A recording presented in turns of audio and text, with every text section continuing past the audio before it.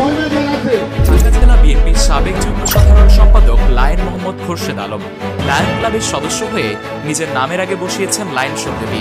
নিজেকে সাভারের মাটি ও মানুষের নেতা দাবি করলেও বাঘের মতো তার হিংস্র চরিত্র, চেহারার আড়ালে রয়েছে ভয়ঙ্কর রূপ। সাধারণ মানুষ বলেন বাঘের মতো হিংস্রতা ভয়ঙ্কর এবং নিষ্ঠুরতার প্রতীক হিসেবেই নাকি নামের আগে লায়ন শব্দ লাগান তিনি। সাভারে কথিত বিএনপির এই নেতার নামে রয়েছে চাঁদাবাজি, ব্যবসা দখল, জমি দখল, ঝুট দখল, মামলা বাণিজ্য, মাদক ব্যবসা সহ বিস্তর অভিযোগ।